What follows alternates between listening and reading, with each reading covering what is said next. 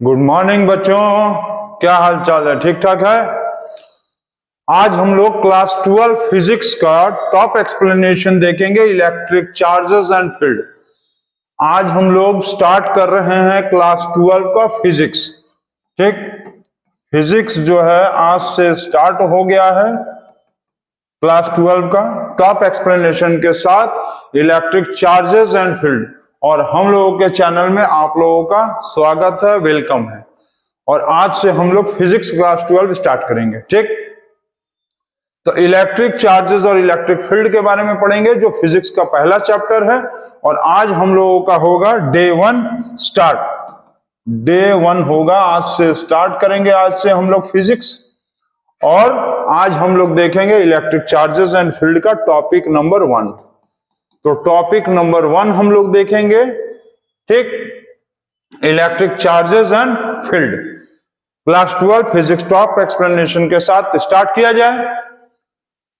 जाए ना। चलिए, कॉपी निकाल लीजिए, पेन निकाल लीजिए, और सभी बच्चों को हम यही कहेंगे कि आप लोग नोट्स जरूर बनाइए, और नोट्स जो है वो टॉपिक वाइज बनाइए। टॉपिक वाइज, जैसे टॉपिक 1 में जो पढ़ाया जाएगा उसको टॉपिक 1 लिखिए, टॉपिक 2, टॉपिक 3, इस तरह से। क्योंकि क्लास 12 का फिजिक्स जो है थोड़ा लेंदी है, तो हर चैप्टर में लगभग 10, 12, 15, 20 टॉपिक तो बनना ही है। तो आप ये सारी चीजों पे ध्यान दीजिए। और आज से फिजिक्स स्टार्ट हो रहा है, इसलिए आप लोग टॉपिक 1 से अपना नोट्स बनाते चलिए और समझते भी चलिए। ठीक है, तो स्टार्ट किया जाए। चलिए स्टार्ट करें। आज हम लोग सबसे पहले पढ़ेंगे इसमें इलेक्ट्रिक फील्ड एंड चार्जेस में सबसे पहले पढ़ेंगे हम लोग टॉपिक 1 इलेक्ट्रोस्टैटिक्स। इलेक्ट्रोस्टैटिक्स क्या है? इलेक्ट्रोस्टैटिक्स, तो सबसे पहले हम लोग देखेंगे इलेक्ट्रोस्टैटिक में कि charges which are at rest are called as electrostatics. देखो, इलेक्ट्रोस्टैटिक्स का मतलब है क्या कि इलेक्ट्रो मतलब होता है इलेक्ट्रॉन्स, जिससे कि चार्ज बनता है। और ये इलेक्ट्रॉन्स जब रेस्ट में आ जाए तो that part is called as the electrostatics. अब यहां पर कुछ बच्चे सोच सकते हैं कि सर इलेक्ट्रॉन तो रेस्ट में नहीं होता। तो यहां पर रेस्ट का कहने का मतलब है बाउंडेड एरिया। रेस्ट कहने का मतलब है बाउंडेड एरिया। और इन्हें इन अ क्लोज्ड कंटेनर मान लो, कंटेनर में। जैसे कि मान लेते हैं हम लोग इस रूम में हैं, और इसी रूम में इसी रूम में हम लोग कोई बंद कर दिया, और कभी इस कोने भाग रहे हैं, कभी उस कोने भाग रहे हैं, कभी यहाँ भाग रहे हैं, कभी वहां भाग रहे हैं।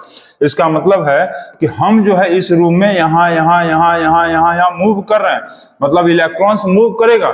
लेकिन एक बाउंडेड एरिया में that electrons are called as electrons at rest, and that part of the physics is called as the electrostatics. ठीक है, तो electrostatic is the branch of the physics in which we study about the charges which are at rest. Rest मतलब bounded area या closed container के अंदर जो move करता रहता है। ठीक है, तो that part of the physics is called as the electrostatics.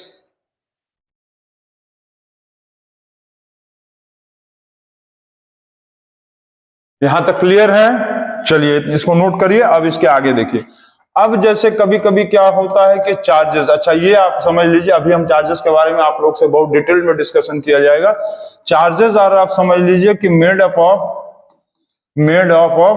Electrons. ठीक है, इलेक्ट्रॉन्स और प्रोटॉन्स। जो चार्जेस है वो इलेक्ट्रॉन्स का बना होता है या प्रोटॉन्स का बना होगा? इलेक्ट्रॉन्स का बना होगा तो माइनस, प्रोटॉन्स का बना होगा तो प्लस। ठीक है, इसके बारे में अभी हम लोग डिटेल में डिस्कशन करेंगे। तो चार्जेस जो है वो कभी कभी क्या होता है कि एट रेस्ट हो जाता है। एट रेस्ट मतलब बाउंडेड एरिया। ठीक है, एट रेस्ट मतलब क्या बोले हैं? Bounded area. और बाउंडेड एरिया का मतलब है that part of the physics is called as electrostatics, जिसके बारे में अभी हम बताए हैं। ठीक है, अब कभी कभी क्या होता है कि चार्जेस जो होगा ना, वो चार्जेस आर इन मोशन। ठीक, charges are in motion. Charges कभी कभी मोशन में आ जाता है। मोशन का मतलब क्या होता है कि moves in boundless area. Moves in boundless area मतलब कोई भी ऐसे जगह में ये घूमने लगता है जहां का एरिया बाउंडेड नहीं है। इनफाइनाइट बाउंड्रीज क्या है?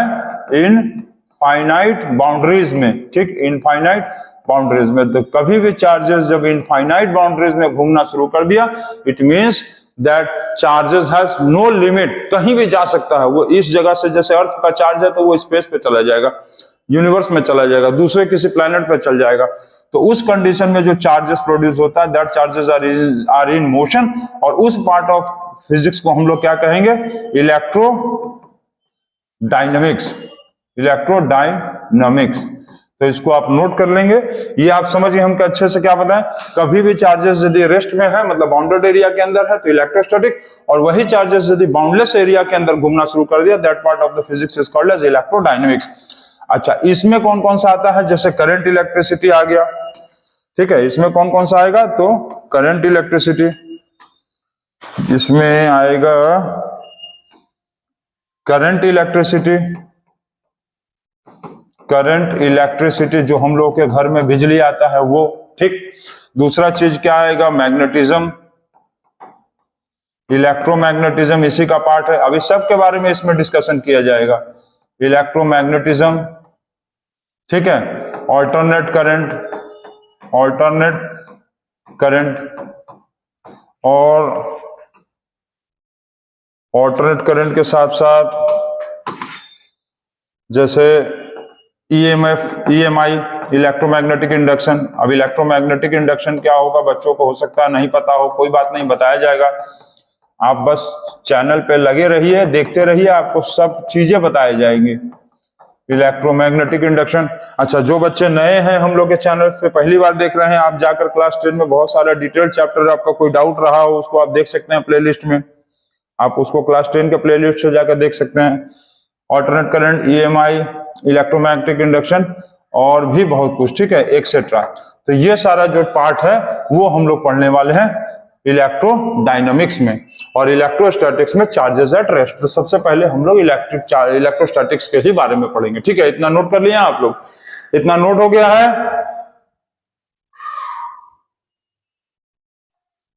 इतना नोट हो गया? चलिए आगे देखा जाए। इसके बाद अब हम लोग पढ़ते हैं चार्जेस के बारे में। चार्जेस के बारे में जानना जरूरी है, ठीक। तो चार्जेस क्या है? तो चार्जेस आर द इंसेंट्रिक प्रॉपर्टी, इंसेंट्रिक ना, INS इंसेंट्रिक, TRIC इंसेंट्रिक। अरे भाई क्या हो गया? INSTRIC इंसेंट्रिक property. चार्जेस जो है वो इंसेंट्रिक प्रॉपर्टी है, मतलब इंटरनल प्रॉपर्टी है, इंटरनल प्रॉपर्टी, ठीक। इंसेंट्रिक प्रॉपर्टीज में यदि देखेंगे तो चार्जेस हैव द मास, ठीक है। कोई भी बॉडी यदि चार्ज है तो इसका मतलब उसके अंदर मास होगा, ये चीज याद रखिएगा। कोई भी बॉडी यदि चार्ज है तो उसके अंदर मास होगा, बट मास कैन हैव और हैव नॉट द चार्ज, मतलब इसका मतलब क्या बताया है?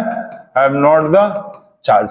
इसका मतलब ये बता रहा है कि कोई भी बॉडी जिसके अंदर यदि चार्ज है तो मास तो होगा ही, चार्ज है तो मास होगा, समझिए ना।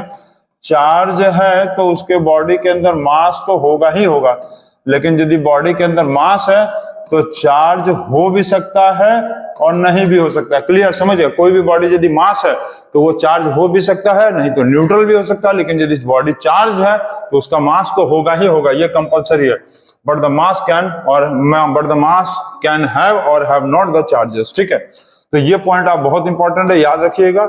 अब इसके बाद देखेंगे तो प्रॉपर्टीज ऑफ चार्जेस के बारे में बात करेंगे। प्रॉपर्टी ऑफ चार्जेस के कुछ प्रॉपर्टीज होते हैं जो आपको समझना पड़ेगा ताकि आप उस चीजों को आगे कॉन्सेप्ट्स को क्लियरली समझ लीजिए। तो सबसे पहले क्या बताएं? इट इज इंसेंट्रिक प्रॉपर्टी, इंटरनल प्रॉपर्टी होता है, किसी भी बॉडी का इंटरनल प्रॉपर्टी है ये।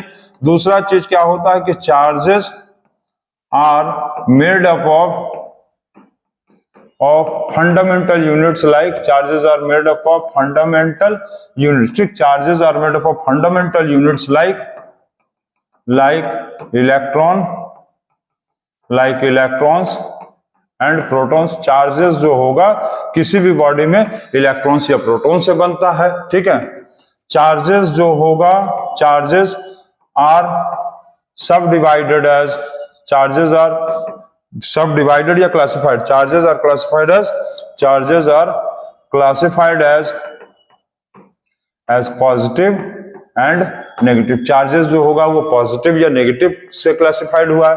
अच्छा, ये याद रखेंगे कि चार्जेस यदि दिया हुआ है कि आर पॉजिटिव, चार्ज पॉजिटिव है, इसका मतलब होगा मोर नंबर ऑफ इलेक्ट्रॉन। यदि चार्ज पॉजिटिव है तो इसका मतलब आप ध्यान रखिएगा कि प्रोटॉन नहीं, चार्ज यदि पॉजिटिव है इसका मतलब ये बताया है कि इलेक्ट्रॉन्स ज्यादा है, ठीक है। और चार्जेस यदि बता रहा है कि नेगेटिव है, चार्जेस आर यदि बता रहा है कि नेगेटिव है, इसका मतलब होगा कि लेस नंबर ऑफ इलेक्ट्रॉन्स, ठीक। चार्ज ये बहुत इंपॉर्टेंट चीज है, याद रखिएगा। चार्ज यदि पॉजिटिव बताया है तो इसका मतलब क्या होगा, चार्ज यदि बताया है पॉजिटिव होगा मोर नंबर ऑफ इलेक्ट्रॉन्स, चार्ज यदि नेगेटिव है तो less number of electrons. Clear है, इतना नोट कर लिए हैं।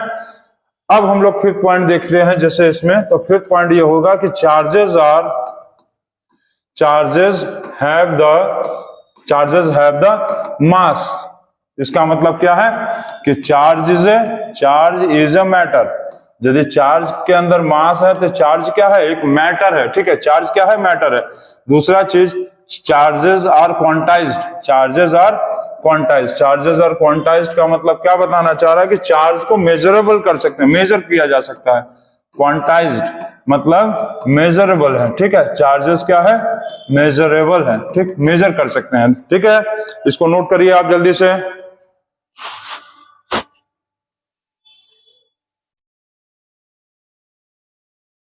हो गया, चार्जेस आर क्वांटाइज्ड मतलब मेजरेबल है। अच्छा, चार्ज को क्वांटाइज जो किया जाता है उसको कैसे, कौन से फॉर्मूला से मेजर करते हैं, Q is equal to NE plus minus. Q का मतलब क्या है, टोटल नंबर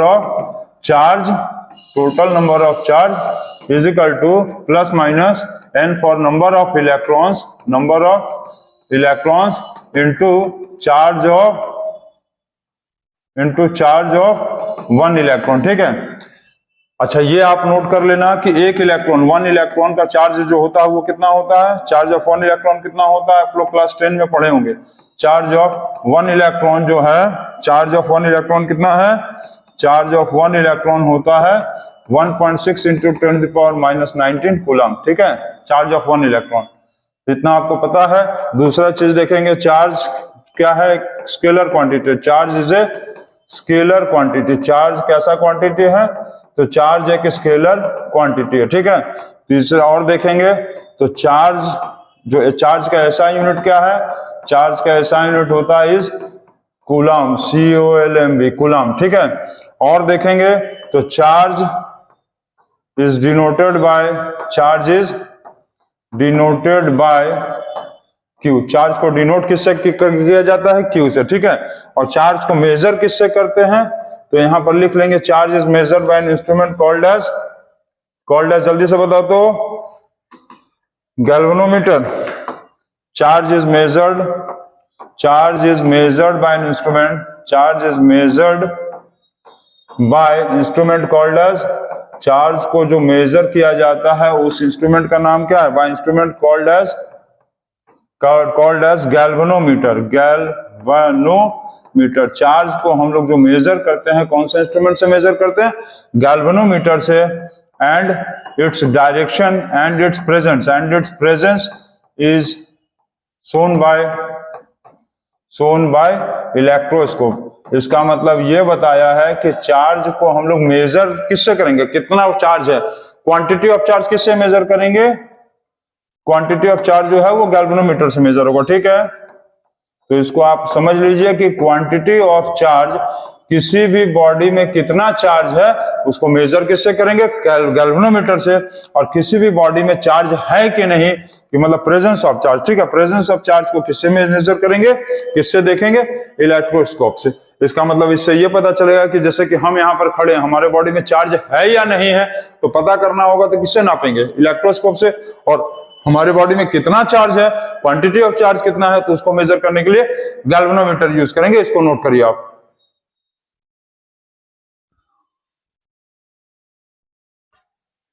चलिए, इतना नोट कर लिए।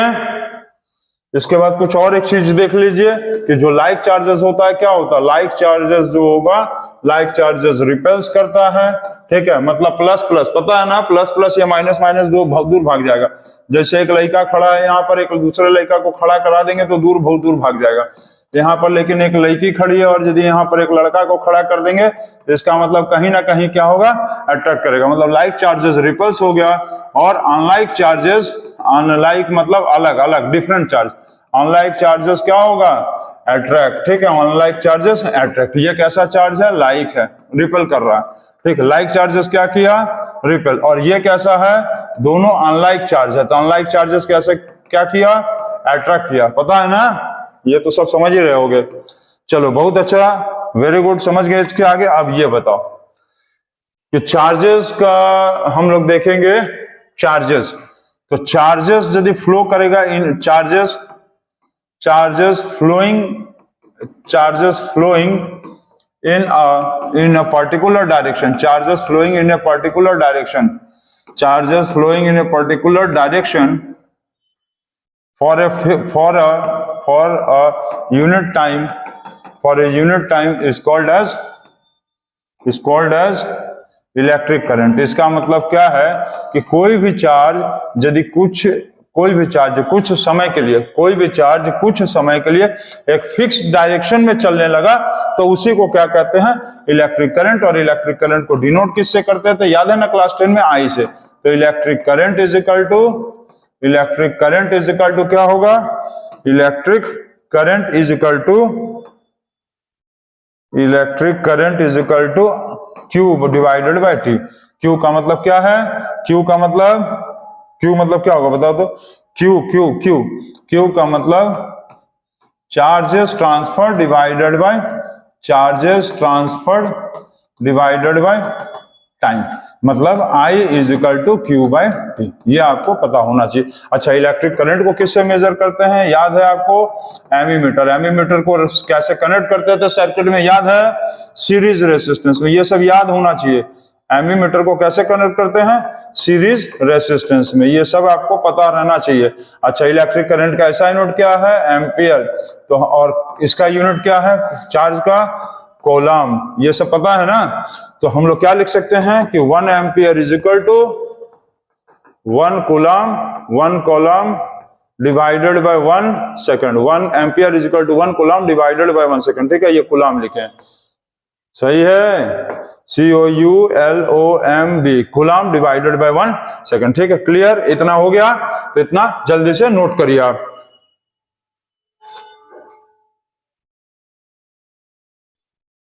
इतना नोट कर लिए हैं, चलिए बहुत अच्छा। अच्छा, अब ये हम लोग थोड़ा सा समझ लें कि चार्ज और मास में कुछ डिफरेंसेस होते हैं जो आपको जानना बहुत जरूरी है, चार्ज और मास के बीच में।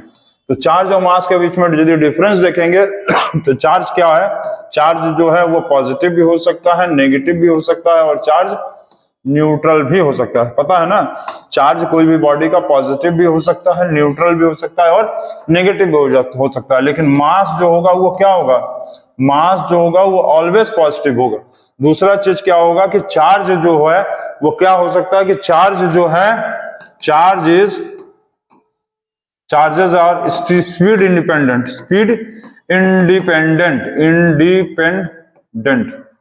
चार्जेस जो है वो क्या है, स्पीड इंडिपेंडेंट। चार्जेस जो है वो स्पीड पर डिपेंडेंट नहीं होता, समझ गए क्या बोले, चार्ज जो है वो स्पीड या वेलोसिटी पर नहीं डिपेंड करता है। इसका मतलब ये नहीं कि कोई ऑब्जेक्ट बहुत धीमा चल रहा है या कोई ऑब्जेक्ट बहुत तेज चलने लगा तो उसके बॉडी के अंदर चार्जेस अलग अलग होगा, ऐसा नहीं होता। लेकिन इसमें क्या होता है कि mass are dependent upon speed, mass are dependent upon speed, mass are dependent upon speed और वेलोसिटी। जो मास है वो स्पीड या वेलोसिटी पे डिपेंडेंट होता है। तो इसको कैसे बताएंगे, तो इसके लिए एक मास डिफेक्ट लॉ है, क्या है, mass defect law. Mass defect law में ये बताया था कि कोई भी ऑब्जेक्ट जब बहुत ज्यादा हाई स्पीड में होगा तो उस बॉडी के अंदर कहीं ना कहीं मास जो है वो कुछ डिफरेंट हो जाएगा, और उसी को हम लोग मेजर करेंगे और उसी जो लॉ को कहते हैं मास डिफेक्ट लॉ। अभी तक हम लोग 9-10 में पढ़ते रहते थे कि मास इज कांस्टेंट, लेकिन मास कांस्टेंट नहीं है, मास भी चेंज है। मास डिफेक्ट लॉ जो है वही चीज बताया था। इसका इक्वेशन क्या है, m इज इक्वल टू, इसको नोट करिए, आप जल्दी से नोट करिए, m is equal to m not divided by 1 minus v square divided by c square under root. अच्छा, इसमें क्या है, m नॉट क्या है, ये तो m नॉट है ओरिजिनल मास, ठीक, नोट करिए इसको जल्दी से, क्या है, ओरिजिनल मास, ठीक, ये है ओरिजिनल मास। m क्या है, तो ये है डिफेक्टेड मास, ठीक। तो अभी हम आपको एक्सप्लेन करके समझाते हैं। अच्छा, v क्या है, वेलोसिटी ऑफ द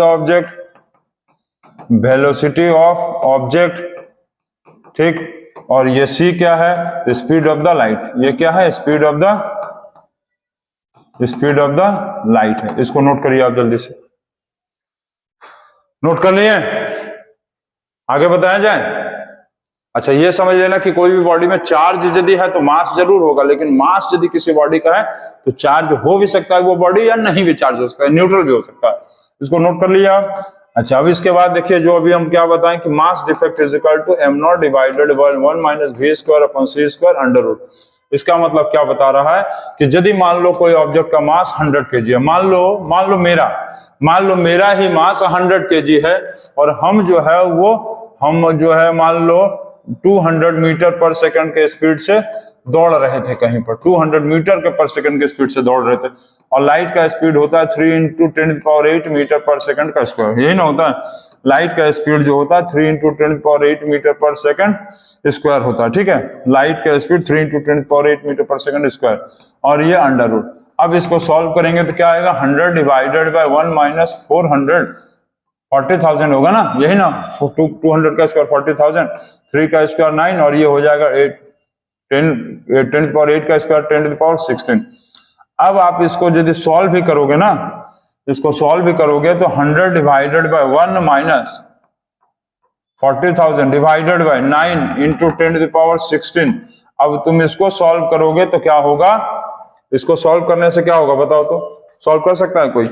अब देखो हम कहना क्या चाह रहे हैं ये सोचो, 1 माइनस, इसको सॉल्व करोगे, मान लो 0.0 ये आया 0.0000006 और अंडर रूट, तो इतने छोटे नंबर को तुम 1 से यदि माइनस भी करोगे, ये समझ लो बहुत छोटा नंबर है, इसको तुम 1 से माइनस करोगे, इसका मतलब क्या आएगा, 1 ही आएगा, और 1 का अंडर रूट निकालोगे तो क्या आएगा 1, मतलब ये आया 100 kg, मतलब नो चेंज इन मास। इस मास में कोई चेंज नहीं ना आया, मास में कोई चेंज नहीं आया, लेकिन अब देखो तुमको हम दिखाते हैं, लेकिन अब आप क्या करो कि यहां पर 100 kg डिवाइडेड बाय 1 माइनस, अब हम मान लो हम बहुत ज्यादा स्पीड से चल रहे थे, हम इतने स्पीड से चल रहे थे कि 2 × 10⁸ मीटर पर सेकंड हमारा स्पीड था, ठीक है, माई स्पीड, ये हमारा जो स्पीड है वो ये मान लो हम जो है 2 × 10⁸ मीटर पर सेकंड की स्पीड से दौड़ रहे थे, और लाइट का स्पीड इतना था, इसका स्क्वायर करके ये अंडर रूट, ठीक। अब ये वैल्यू यदि हम लोग लेके देखेंगे तो 100 डिवाइडेड बाय 1 माइनस इसको करेंगे तो क्या आएगा 4 × 10⁻16, और यहां पर होगा 9 × 10⁻16, ठीक है, अंडर रूट ना, ये हो गया, और ये लग गया अंडर रूट। अब इसको तुम सॉल्व करके देख लो, ये खत्म, क्या आएगा बताओ तो, ये इधर वाला इरेज कर दें, यहां पर देखो हम लोग का कोई मास में चेंज नहीं ना आया था, लेकिन अब देखना मास में चेंज आएगा, क्योंकि जब हमारा स्पीड बहुत ज्यादा होगा तो मास में चेंज हो जाता है।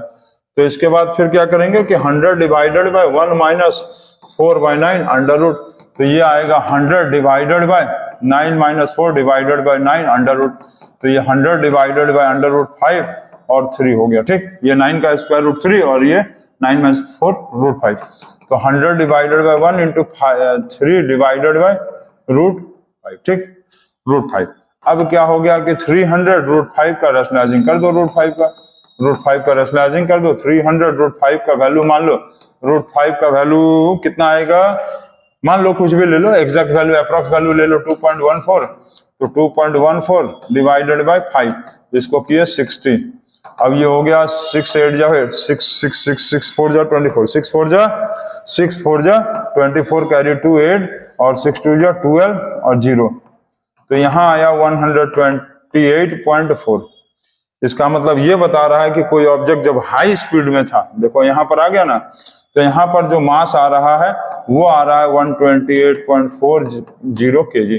इसका मतलब क्या बता रहा है कि कोई भी ऑब्जेक्ट जब बहुत ज्यादा स्पीड में, मतलब इतना ज्यादा स्पीड में है कि उसका स्पीड लाइट के इक्वल में हो गया, लगभग में लाइट के बराबर में चले जाएंगे।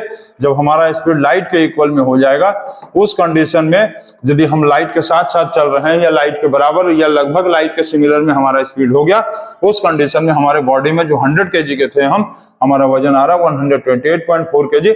इसका मतलब ये शो करता है कि मास भी चेंज होता है, लेकिन क्योंकि हम लोग का स्पीड जो है वो एज कॉम्पेयर टू लाइट तो हो नहीं सकता, लेकिन मान लो यदि हो गया किसी चीज का, ऑब्जेक्ट का स्पीड, उस कंडीशन में हमारे मास में भी डिफेक्ट आएगा, and that is called as the mass defect. यहाँ 100 kg का मास 128.4 kg का आ गया, अप्रोक्स वैल्यू है ये।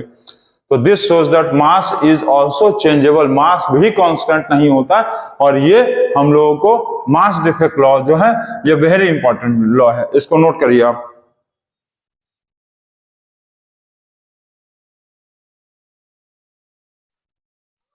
नोट कर लिए। चलिए उसके बाद कंजर्वेशन ऑफ मास हम लोग देखते हैं, क्या देखेंगे, कंजर्वेशन ऑफ मास एक टॉपिक। तो कंजर्वेशन ऑफ मास एक टॉपिक, आप लोग नोट्स जरूर बनाते रहिए। कंजर्वेशन ऑफ मास, तो कंजर्वेशन ऑफ मास क्या बताया, कंजर्वेशन ऑफ मास में ये बताया, सॉरी कंजर्वेशन ऑफ मास नहीं, conservation of charge, conservation of charge, इसको लॉ ऑफ कंजर्वेशन लिख लो, law of conservation of charge. इसमें क्या बताया गया कि total charges in an isolated system, in an isolated, total charges in an isolated system is always conserved. इसका मतलब ये बोला है कि total charges in an isolated system is always conserved. इसका मतलब ये बता रहा है कि जैसे कि यहाँ पर एक बॉक्स है, 2 कॉलम का चार्ज है, ये 8 कॉलम का चार्ज है और ये 6 कॉलम का चार्ज है, ठीक है। अब इस बॉक्स को क्या किए कि हम लोग बहुत तेजी से सेक कर दिए, इसको सेक दिए नहीं, सेक दिए। अब ये डब्बा बन गया ऐसे, और यहां पर मान लो ये आया 3 कॉलम आ गया, मान लो ये 3 कॉलम आ गया, ये 2 कॉलम हो गया, ये हो गया 5 कॉलम, और यहाँ पर एक डैश हो गया, ये हो गया। इसका बताइए कितना होगा। तो कैसे करेंगे, यहाँ पर टोटल चार्ज कितना था, टोटल चार्ज बिफोर सेकिंग कितना था, 2 column plus 8 column plus 6 column, ठीक। यहाँ पर टोटल चार्ज आफ्टर सेकिंग कितना होगा, 3 column plus 2 column plus 5 column plus x column. इसका x कॉलम मतलब क्या है कि यहाँ पर जो टोटल चार्ज था कंटेनर में, क्योंकि ये आइसोलेटेड सिस्टम है, आइसोलेटेड सिस्टम का मतलब क्लोज्ड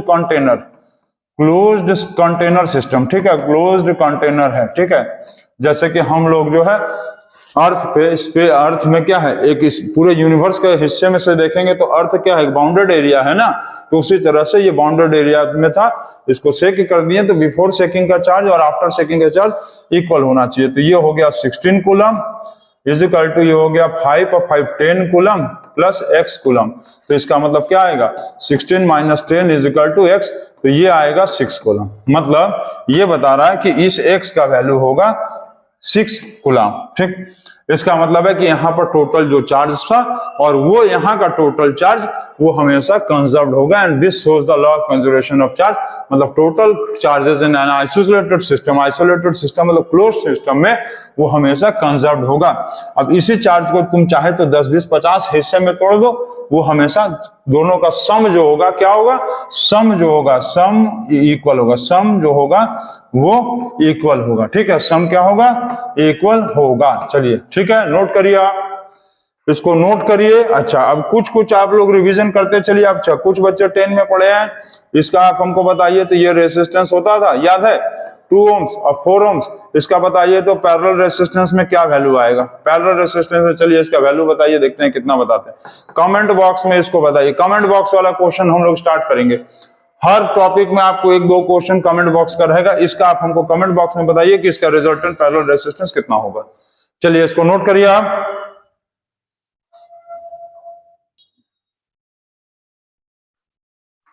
हो गया। चलिए अब इसके बाद थोड़ा सा एक चीज, ये 2-3 चीज समझ लीजिए।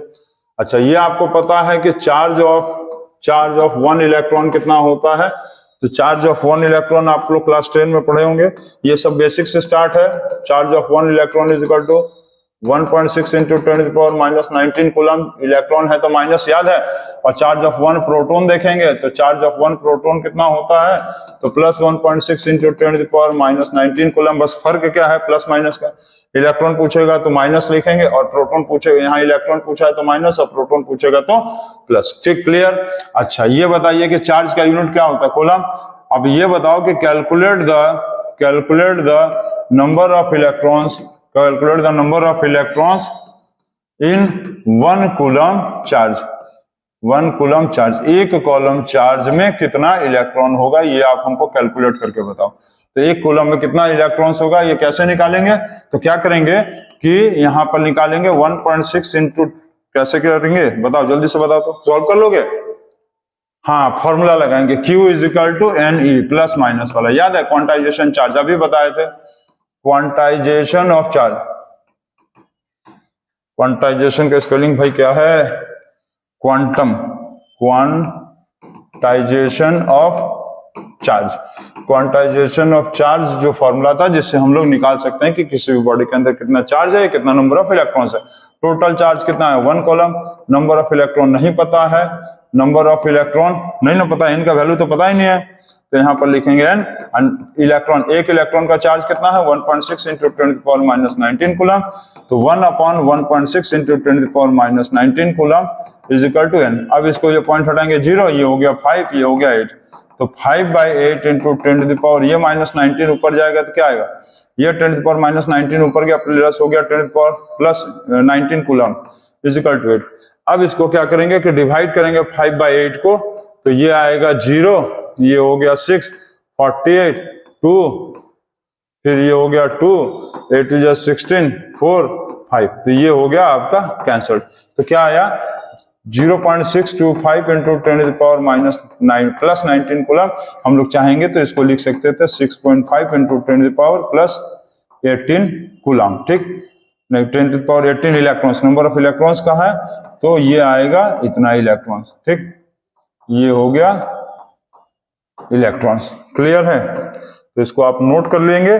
और ये वेरी इंपॉर्टेंट चीज है, ये बहुत फंडामेंटल क्वेश्चन है कि एक कॉलम में, ठीक, इतना इलेक्ट्रॉन क्या आया, एक कॉलम, COULMB, 1 कॉलम चार्ज। तो एक कॉलम चार्ज में इतना इलेक्ट्रॉन आया, 6.25 इंटू 10⁻18 इलेक्ट्रॉन। ठीक है, इसको निकालेंगे कौन से फॉर्मूला से, क्वांटाइजेशन ऑफ चार्ज से निकाल लेते हैं। तो इसको नोट करिए आप। चलिए जल्दी नोट करिए, very very very fast, very fast. चलिए तब तक एक क्वेश्चन आप हमको ये बताइए, वोल्ट मीटर को सर्किट में कैसे कनेक्ट करते थे, हाउ कनेक्टेड वोल्ट मीटर को सर्किट में कैसे कनेक्ट करते थे, याद है सर्किट में कैसे कनेक्ट किया जाता था, ये कमेंट बॉक्स में आप जल्दी से बताओ हमको, जल्दी से बताओ। चलो हो गया, अब इसके आगे देखो। अच्छा, जैसे चार्जेस, और एक चार्जेस के बारे में समझ लो कि देखो charges can be broken down into, ठीक है, charges can be broken down into smaller units, charges को हम लोग छोटे यूनिट्स में तोड़ सकते हैं, smaller units as the electrons. मतलब चार्ज को हम लोग यदि छोटे यूनिट में तोड़ते जाएंगे तो सबसे छोटा जो यूनिट होगा वो होगा इलेक्ट्रॉन। मतलब electron is the fundamental and structural unit of charge. ठीक, इलेक्ट्रॉन्स आर द क्या लिख सकते हैं, इलेक्ट्रॉन्स आर द फंडामेंटल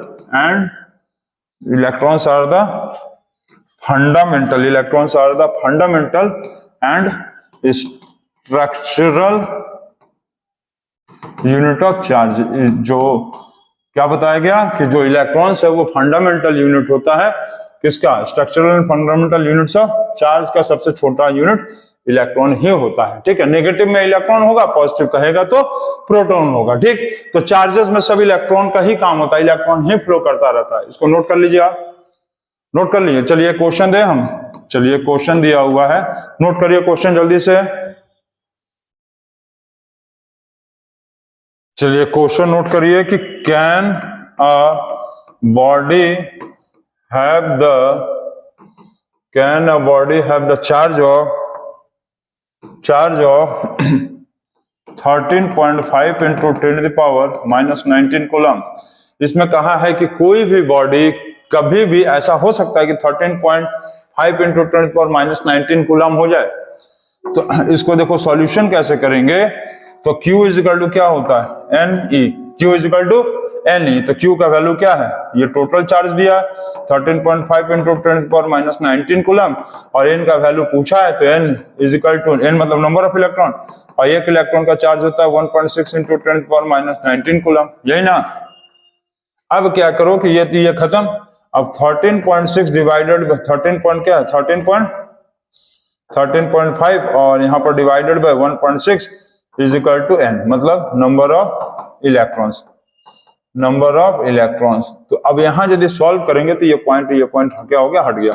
135 को 16 से डिवाइड करेंगे तो ये आएगा 6 8 जा 128 48 करीब, ठीक है। तो ये 7 पॉइंट, यहाँ पर 0 5 जा नहीं 4 जा क्या होगा, 4 जा 64, फिर यहाँ पर ये आ गया 6 0 3 48, ये आते जाएगा ऐसे, ये वैल्यू आता चल जाएगा, ठीक है। तो ये वैल्यू आ रहा है 8.343 is equal to number of electrons. तो ये बताओ कि किसी भी जगह पे ये सुने हो, जैसे स्कूल में ही होता है roll number 1, roll number 2, roll number 3.4, roll number 8.43, नहीं होता। इसका मतलब क्या बताना चाह रहा है कि कोई भी चार्ज कभी भी फ्रैक्शन में नहीं होगा, ठीक है। देखो नंबर ऑफ चार्जेस जो होगा, number of charges is always a whole number, जो नंबर ऑफ चार्जेस जो होगा वो सिर्फ होल नंबर हो सकता है, और नंबर ऑफ चार्ज जो होगा, नंबर ऑफ चार्जेस मतलब जो n का वैल्यू होगा, n cannot be negative, cannot be fraction, cannot be decimal, fraction भी नहीं होगा ना, तो ये कभी डेसिमल में होगा, ठीक है। डेसिमल होगा नहीं, चलो लिख देते हैं, ठीक है। कभी भी डेसिमल में भी नहीं होगा। तो ये याद रखेंगे कि नंबर ऑफ चार्जेस, जैसे इसमें पूछा है तो can a body can have the charge, तो लिखेंगे नो। इसका आंसर क्या होगा, नो। मतलब कोई भी बॉडी ऐसा हो ही नहीं सकता जिसके अंदर इतना चार्ज आ जाए। तो number of charge, number of electrons होगा, यदि होल नंबर में आ गया तब होगा। नंबर ऑफ चार्जेस जैसे, अच्छा सेम वैल्यू, सेम क्वेश्चन को मान लो ऐसे दे दे कि 80 इंटू 10⁻⁻19 कूलम है, तो ये बोला है कि इतना चार्ज किसी बॉडी में हो सकता है। तो कैसे का निकालेंगे, Q is equal to NE, तो Q का value 80 into 10⁻⁻19 is equal to N into 1 electron का चार्ज 1.6 इंटू 10⁻⁻19 कूलम होता है ना, जैसे कूलम। तो इसको क्या करूं, इसको कैंसिल कर दो, 80 divided by 1.6 is equal to N, ये पॉइंट हटाएंगे, खत्म, ये हो गया 50। तो 50 इलेक्ट्रॉन्स तो किसी बॉडी में हो ही सकता है, तो ये हो गया 50 इलेक्ट्रॉन्स। यस, इस तरह का बॉडी हो सकता है जिसके अंदर इतना चार्ज हो, क्योंकि number of electrons exact value आ रहा है, होल नंबर में आ रहा है, फ्रैक्शन, डेसिमल और नेगेटिव वैल्यू में नहीं आ रहा। तो इसका आंसर इस कंडीशन में यस होगा। इसको नोट करिए आप,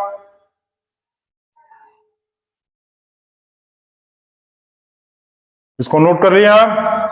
चलिए वेरी गुड। अब हम लोग थोड़ा सा पढ़ लेते हैं वेज ऑफ चार्जिंग, ठीक है। क्या, वेज ऑफ चार्जिंग। तो वेज ऑफ चार्जिंग का मतलब है कि कोई भी बॉडी को चार्ज करने का कई तरीका होता है, ठीक है। तो सबसे पहला एक चार्जेस का तरीका है by direct contact, by direct contact. और डायरेक्ट कांटेक्ट का मतलब कि कोई भी दो बॉडी को ले आके आपस में डायरेक्ट कांटेक्ट करा दिए, ठीक है। इस कंडीशन में क्या होगा कि मान लो ये बॉडी ए है, इसके अंदर ढेर सारा चार्जेस है, ठीक है। इसके अंदर ढेर सारा क्या है, चार्जेस है, कोई भी तरह का चार्जेस है, मान लो ढेर सारा चार्जेस, मान लो इसके पास इस बॉडी के अंदर ढेर सारा क्या है, प्लस चार्ज, ढेर सारा प्लस चार्ज है, मान लो प्लस भी हो सकता है माइनस भी हो सकता है। इसके पास हम लोग एक बॉडी को ले आए, बी है, ये क्या है, न्यूट्रल चार्ज है। ये कैसा चार्ज है, न्यूट्रल चार्ज है, ठीक। अब क्या करेंगे कि दोनों बॉडी को आपस में लाकर टच कर दो, टच करा दो, टच करा दो। दोनों बॉडीज को आपस में टच कराने का मतलब दोनों बॉडी को आपस में लाकर टच करा दो और गाना गलवा दो। टच मी वाला याद है ना, टच मी वाला गाना करा देंगे। तो इस कंडीशन में क्या होगा कि यहाँ जैसे 1 2 3 4 5 6 7 8 9 10 11, मान लो एक और ले लो, एक और ले लो पॉजिटिव चार्ज, मान लो यहाँ पर प्लस 12 हो गया, ठीक। अब क्या करेगा कि इसमें से 6 निकल के यहाँ चला जाएगा, 6 हो गया। अब ये दोनों बॉडी देखो ऐसे हो जाएगा 1 2 3 4 5 6 और बाकी 6 यहाँ चलाएगा 6, ठीक है। अब क्या हुआ कि दोनों बॉडी के ऊपर जो चार्जेस है वो इक्वल हो जाएगा। अभी क्या था कि ये चार्ज जो है कैसा नेचर का था, ये पॉजिटिव नेचर था, पॉजिटिव नेचर था, ये पॉजिटिव नेचर था, ठीक है ना, समझ रहे हो ना, ये पॉजिटिव नेचर था और ये कैसा था न्यूट्रल नेचर। अब क्या हुआ कि जब दोनों को आपस में टच मी गाना करा दिए तो इसमें का कुछ चार्जेस जो होगा वो ट्रांसफर हो गया, कुछ चार्जेस क्या हुआ इसका ये ट्रांसफर कर दिया उसमें। और ट्रांसफर तब तक करेगा, ट्रांसफर कब तक करेगा, when the transferring stops, transferring जो होगा stop when the charges of two bodies becomes equal। इसका मतलब ये क्या हुआ, इक्विलिब्रियम पे पहुंच गया। इक्विलिब्रियम का मतलब क्या हो गया कि दोनों के ऊपर चार्ज बराबर हो गया। अभी यहाँ 1 2 3 4 5 6 7 8 9 10 11 12 था, 12 प्लस था। अब यहाँ पर क्या था, 0 प्लस 0 था। अब देखो यहाँ पर 6 प्लस हुआ और यहाँ भी 6 प्लस हुआ। इसका मतलब ये किस में पहुंच गया, ये पहुंच गया इक्विलिब्रियम में। अब इसका मतलब ये दोनों बॉडी इक्वल चार्ज हो गया। कैसा हो गया, इक्वल चार्ज हो गया तो चार्ज ट्रांसफर करना बंद कर देगा, ठीक है। तो जब इक्वल चार्ज हो गया तो चार्ज ट्रांसफर करना इसमें बंद कर देगा और ये बॉडी को कहेंगे इक्विलिब्रियम। तो इस तरह का जो प्रोसेस होता है चार्जेस बॉडी को चार्ज करने का, ये डायरेक्ट कांटेक्ट, मतलब कोई भी एक न्यूट्रल बॉडी को किसी एक दूसरे टाइप के चार्ज के साथ ले आओ, पॉजिटिव या नेगेटिव, तो उसके आपस में टच होने से क्या होगा कि दोनों में से जो होगा, जो जिसका ज्यादा चार्ज रहेगा वो न्यूट्रल वाले में ट्रांसफर कर देगा और तब तक ट्रांसफर करेगा जब तक कि दोनों के अंदर बराबर चार्ज ना हो जाए, चाहे पॉजिटिव हो चाहे नेगेटिव, वो इक्वल हो जाएगा। इक्वल हो गया, चलिए नोट करिए इसको भी।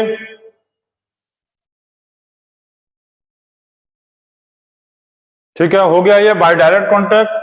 अब थर्ड और इसका एक सेकंड तरीका होता है चार्जेस, किसी भी बॉडी को चार्ज करने का। देखो क्या लिख रहे थे, वेज ऑफ चार्जिंग में फर्स्ट प्रोसेस होता है बाय डायरेक्ट कांटेक्ट, ठीक है, जो अभी हम बताएं। दूसरा होता है by induction method, by induction method, by induction method. इसको हम लोग कहते हैं पोलराइजेशन प्रोसेस, पोलराइजेशन प्रोसेस। इस प्रोसेस को कहेंगे पोलराइजेशन प्रोसेस, ठीक है, जिसको हम लोग कहते हैं पोलराइजेशन प्रोसेस। का दूसरा नाम होता है पोलराइजेशन प्रोसेस।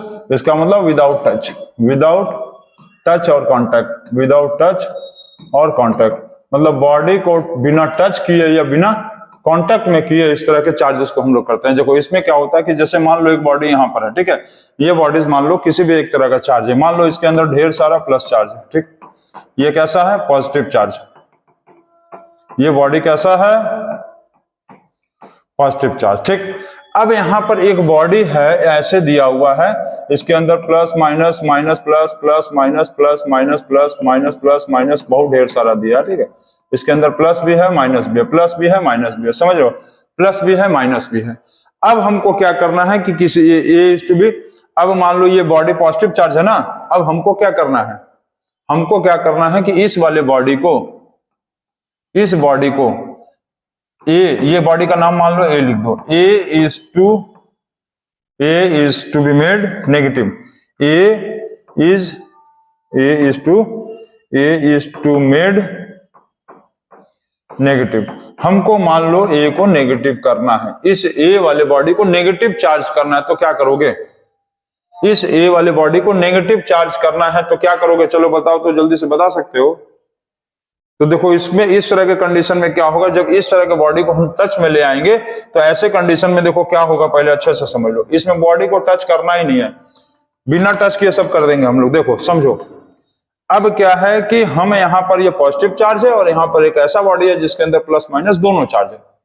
अब जब प्लस वाला इसके सामने रखा रहेगा, ये वाला क्या है, प्लस है, ये वाला जो है प्लस है, तो क्या करेगा, इसमें का सारा जो इलेक्ट्रॉन है वो सारा मतलब माइनस वाला चार्ज यहां आ जाएगा, इसका इस, ठीक है, क्योंकि अट्रैक्शन शो करेगा यहां, यहां क्या करेगा, अट्रैक्शन, मतलब प्लस वाला क्या करेगा, माइनस से अट्रैक्शन करेगा, और इसमें का सारा प्लस, ए वाले का, ए का सारा प्लस क्या होगा, जाके साइड हट जाएगा, क्या करेगा, ये रिपल्सन शो करेगा। रिपल्सन किससे शो करेगा, रिपल्सन इससे शो करेगा, क्योंकि ये प्लस तो ये सारा प्लस उससे दूर जाएगा, और ये सारा माइनस क्या होगा, इसके पास आ जाएगा, ये इसको क्या करेगा, चिपका चिपकी करेगा, चिपका चिपकी करेगा, भाई चिपका चिपकी करेगा कि नहीं करेगा, चिपका चिपकी ये कर लिया, इसमें का सारा माइनस क्या होगा, इससे जाके चिपकने लगेगा, और इसमें का सारा प्लस क्या होगा, भाग जाएगा, रिपल्सन करेगा।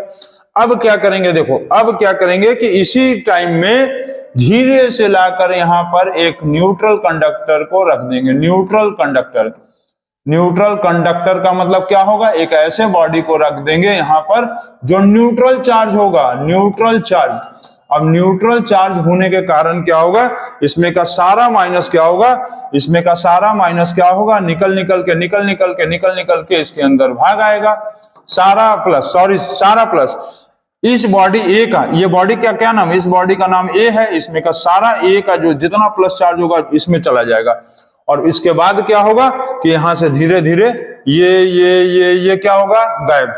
अब ये क्या बच गया, ये बॉडी अब क्या बच गया बताओ, तो ये बॉडी क्या बन गया, ऐसे बन गया, तो ये बॉडी नेगेटिव चार्ज हो गया, समझ गए, नेगेटिव चार्ज बॉडी ए क्या हो गया, नेगेटिव चार्ज हो गया। समझिए हम क्या बोले, मतलब एक पॉजिटिव चार्ज था, इसके बगल में एक ऐसा बॉडी रखा था जिसके अंदर प्लस माइनस दोनों था, तो हम क्या किए कि इस प्लस के बगल में जब खड़ा रहेगा तो ये प्लस वाला सारे माइनस को अपने तरफ खींच लेगा और प्लस वाले को उधर भाग देगा, जैसे अभी भागा दिया था, ठीक है ना। प्लस वाले को क्या किया था, सारा प्लस वाला देखो उधर भगा दिया था। अब प्लस वाला जब उधर भगाया तो उसके बगल में एक न्यूट्रल कंडक्टर ले आ देंगे जिसके अंदर कोई चार्ज ही नहीं है, सारा प्लस वाला भाग जाएगा उधर, क्योंकि खाली रहेगा तो भागेगा उधर, खाली रहेगा तो उसको चार्ज करने की कोशिश किया, और इसमें का सारा प्लस क्या हुआ, सारा प्लस इसमें का भाग गया इसमें। अब धीरे धीरे ये बॉडी क्या हो गया, कैसा बन गया, सब माइनस चार्ज इसके अंदर आ गया, तो इस बॉडी को हटा के उठा के यहां से रख देंगे तो नेगेटिव चार्ज हो गया। इस तरह का प्रोसेस को कहते हैं हम लोग इंडक्शन मेथड। इस प्रोसेस को आप खाली ज्यादा नहीं, वीडियो को पॉज करके 2 बार समझोगे, समझ में आ जाएगा। अब अच्छा, यही बॉडी की यदि यहाँ पर सारा माइनस रहता तो यहाँ क्या होता, उल्टा, यहाँ सारा माइनस सारा प्लस यहाँ आता, सारा माइनस इधर रहता, उसके बाद यहाँ पर कंडक्टर रहते हैं, माइनस उधर निकल जाता है। तो इस तरह से आप समझ गए कि ये हो गया second method by conduction method, ठीक है। तो इसको नोट करिए, और इसके बाद एक और प्रोसेस हम लोग देखेंगे, charging by friction. Charging by friction, जिसको हम लोग कहते हैं thermal transfer of charge. Thermal transfer of charge में क्या होता है कि बॉडी को रब कर दिया जाता है, समझ गए। बॉडी को क्या किया जाता है, बॉडी इज रब्ड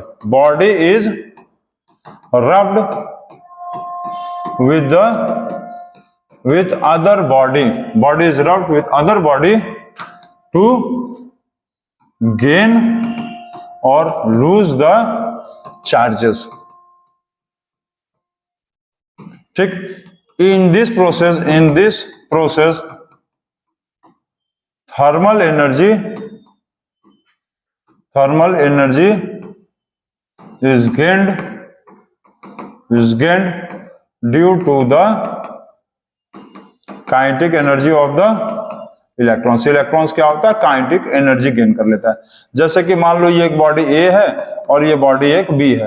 अब क्या करेंगे कि दोनों को आपस में लाके ऐसे करके दोनों को यहाँ पर लाके हम रब्ड कर दिए। तो रब्ड करने के कारण क्या होता है, इलेक्ट्रॉन्स क्या करता है, इलेक्ट्रॉन्स का वेलोसिटी इंक्रीज करता है। इलेक्ट्रॉन्स का वेलोसिटी क्या होगा, ऐसे यदि दोनों को रब्ड कर देंगे, इलेक्ट्रॉन्स का वेलोसिटी इंक्रीज करता है, जिसके कारण इसका काइनेटिक एनर्जी भी बढ़ जाता है, और जिसके कारण इसमें थर्मल एनर्जी गेन हो जाता है। थर्मल एनर्जी गेन कर लेता है, और जिसके कारण जो है बॉडी चार्ज हो जाता है।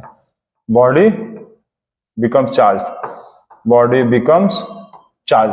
तो इस तरह का जो कंडीशन है, जैसे कि मान लो पानी है, पानी को रख दिए हम लोग गर्म करने के लिए और पानी उबलने लगा, इसका मतलब उसका वेलोसिटी बढ़ा, काइनेटिक एनर्जी बढ़ गया उसके इलेक्ट्रॉन्स का, और थर्मल एनर्जी गेन किया, उसका बॉडी चार्ज हो गया। तो ये कंडीशन जो होता है चार्ज बाय फ्रिक्शन कहते हैं। इसको नोट करिए आप।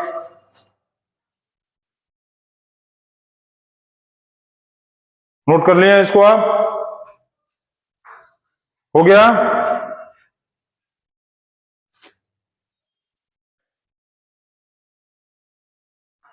हो गया है? अच्छा, इसमें और एक चीज ध्यान देना कि जैसे कि ये मान लो बॉडी ए है और ये बॉडी बी है, ये इस बॉडी को रब्ड किए हैं, रब्ड रब्ड रब्ड का मतलब इसको ऊपर रख के घिसे हैं बी के ऊपर, ऐसे ए को घिस रहे हैं बी के ऊपर, मतलब बी क्या है, रेस्ट में है, और ए क्या कर रहा है, मूविंग कर रहा है। ए को ऐसे ऐसे घिस रहे हैं, घिस दिए, बी रेस्ट में था, तो जो रेस्ट में रहेगा वो नेगेटिव चार्ज होगा, जो रेस्ट में रहेगा नेगेटिव चार्ज होगा, चार्ज होगा। ये क्या, क्यों नेगेटिव चार्ज होगा? क्योंकि ये इलेक्ट्रॉन्स को गेन करेगा, ठीक है, इलेक्ट्रॉन्स को गेन करेगा, और जो मूव कर रहा था ये इलेक्ट्रॉन्स को क्या करेगा, लूज करेगा, और इलेक्ट्रॉन्स को लूज करने के कारण ये पॉजिटिव चार्ज हो जाएगा, ठीक है, पॉजिटिव चार्ज होगा। इसको आप बहुत अच्छे से समझ लीजिएगा। और जो इलेक्ट्रॉन्स को गेन करता है ये नेगेटिव चार्ज हो जाता है, ठीक है। अच्छा, लिखे तो है नेगेटिव चार्ज। तो ये आप लोगों का हो गया आज इलेक्ट्रोस्टैटिक्स का टॉपिक 1। अब इसके बाद हम लोग इलेक्ट्रोस्टैटिक्स का टॉपिक 2 देखेंगे, और जाते जाते हम आपको एक क्वेश्चन दे रहे हैं, इसको आप हमको बताइएगा कि, चलो 2 question. Can a body have a charge of, can a body can have a charge of 40 into 10⁻90 coulomb, पहला। दूसरा दिया हुआ है कि how many electrons are there, how many electrons are there in 600 coulomb charge. छोटा छोटा question है, ठीक।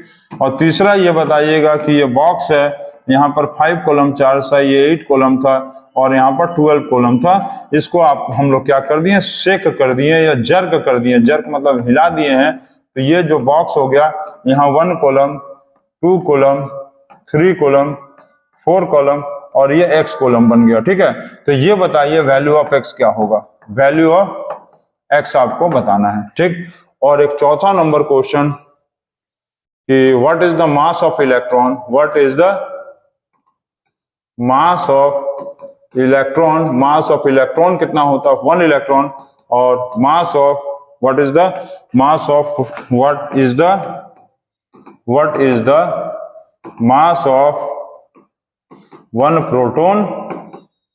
और एक 6 नंबर क्वेश्चन कि 1 प्रोटॉन का मतलब how many electrons, how many 1 proton is equal to how many electrons. तो ये सारे छोटे क्वेश्चंस, एकदम कम इजी क्वेश्चंस, ये सारे क्वेश्चंस के आंसर आप हमको कमेंट बॉक्स में बताइए, और जरूर से बताइएगा। तो आज के लिए बस इतना ही, और कल अब हम लोग पढ़ेंगे फिजिक्स का टॉपिक 2। कौन से चैप्टर का, इलेक्ट्रिक चार्जेस एंड फील्ड का।